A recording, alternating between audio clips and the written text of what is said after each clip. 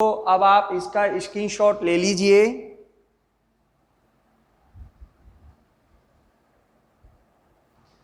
आगे देखिए दोस्तों, अब हम प्रश्नावली 9.2 का 12वां प्रश्न पढ़ रहे हैं। वह अनुपात ज्ञात करो जबकि बिंदु -3p बिंदुओं मतलब इन दोनों बिंदुओं को अंतः विभाजन करता है।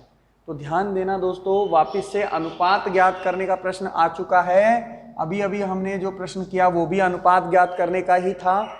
तो इसको दोबारा देखिए, जिनको कम समझ में आया हो तो देखिए। पहले इस प्रश्न का मतलब समझें आप। देखिए दोस्तों, इन दोनों बिंदुओं को मिलाने वाली रेखा को विभाजित करता है। ध्यान देना, जैसे ये दोनों बिंदु ले लिए मैंने, एक का नाम ए मान लिया, दूसरे का नाम बी मान लिया। तो इसका निर्देशांक -5 -4 और दूसरे वाले का निर्देशांक -2 3। ठीक है दोस्तों, अब आगे देखिए, ये जो बिंदु है इस ए बी को क्या कर रहा है, विभाजित कर रहा है। मान लो ये बिंदु आपका है कुछ भी ले लिया, सी ले लिया जैसे कि, और इसका निर्देशांक क्या है, -3 और 3। ठीक है दोस्तों, तो बिंदु सी क्या कर रहा है, रेखा ए बी को विभाजित कर रहा है। हमें नहीं पता कौन से अनुपात में विभाजित कर रहा है, और हमसे पूछ भी क्या रहा है, अनुपात ही पूछ रहा है। तो मानेंगे, जब हमसे अनुपात पूछता है तो हम क्या करते हैं, अनुपात को मान लेते हैं। क्या करते हैं, अनुपात को मान लेते हैं। तो माना बिंदु सी क्या है, -3p, रेखा ए बी को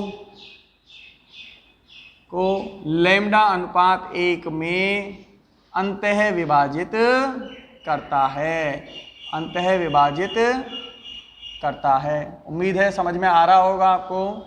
ठीक है दोस्तों, लैम्डा अनुपात 1 में अंतः विभाजित करता है। मैंने आपको एक चीज बताई हुई है अभी अभी, जैसा कि बताया, यहां हमें ये बिंदु दिया हुआ है ना, तो इस बिंदु में हमें मान किसका मालूम है, x का या y का। देखिए दोस्तों, हमें x का मान मालूम है। तो ध्यान रखें, बिंदु अगर हमें दिया हुआ हो तो उसमें जो हमें मान मालूम हो, x का मान मालूम हो तो x वाला सूत्र लगाएंगे, और y वाला मान मालूम हो तो y वाला सूत्र लगाएंगे। तो y वाला सूत्र लगा दें, तो y वाला सूत्र, सॉरी x का मान मालूम है ना, तो x वाला सूत्र लगाएंगे। तो x बराबर क्या लिखेंगे, mx2 + nx1 upon m + n। ठीक है दोस्तों, तो x का मान कितना है, -3 लिख दिया। m का मान कितना है, लैम्डा। x2 का मान कितना है, देखिए दोस्तों, ये x1 y1 हो जाएगा, ये x2 y2 हो जाएगा। तो x2 का मान है -2 प्लस n का मान 1 और x1 का मान -5 बटे में m + n मतलब लैम्डा + 1। भाग में है ना, पक्षांतन कर दे, कहाँ आएगा, गुणा में, -3 गुणा में लैम्डा + 1 बराबर में -2 गुणा लैम्डा, -2 लैम्डा और -5 अंदर गुणा करूं, -3 लैम्डा -3 बराबर -2 लैम्डा -5। तो लैम्डा को लैम्डा के पास, संख्या को संख्या के पास, -3 लैम्डा, ये माइनस का इधर आने के बाद प्लस का हो जाएगा, तो प्लस का 2 लैम्डा बराबर, ये -5 है, ये माइनस का है, पक्षांतन करेंगे तो किस में जाएगा, प्लस में। कितना बचेगा, माइनस का लैम्डा, और ये कितना बचेगा, -2, माइनस से माइनस कैंसिल, तो लैम्डा बराबर कितना आया, 2 आ गया। लैम्डा बराबर कितना आ गया, 2 आ गया। इसे आप ऐसे भी तो लिख सकते हो, 2/1 लिख सकते हो या नहीं, बिल्कुल लिख सकते हैं। इसीलिए m अनुपात n कितना आ जाएगा, 2:1 आ जाएगा। कितना आ जाएगा दोस्तों, 2:1 आ जाएगा। उम्मीद है आपको यह अनुपात निकालना समझ में आया होगा। अब हमसे क्या कह रहा है, बिंदु P का भी निर्देशांक ज्ञात कीजिए। तो दोस्तों विभाजन वाला सूत्र लगा दें, वही, अब y वाला लगा दो। y बराबर क्या होता है, mx2 + nx1 upon m + n।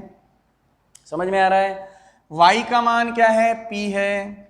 m का मान हमें अभी अभी निकाला है 2, x2 का मान -2 प्लस n का मान अभी अभी निकाला है ना हमने 1, x1 का मान -5 बटे में m + n मतलब 2 + 1। समझ में आ रहा है। देखिए दोस्तों, p बराबर में -4 -5 बटे में 3, तो p बराबर कितना हुआ टोटल, -9 बटे में 3। तो p का मान कितना आया दोस्तों, 3 आ गया। तो ये देखिए दोस्तों आपका दूसरा आंसर आ गया। तो उम्मीद है आपको ये प्रश्न समझ में आए होंगे दोस्तों। तो इस प्रकार आपकी प्रश्नावली 9.2 भी खत्म हुई।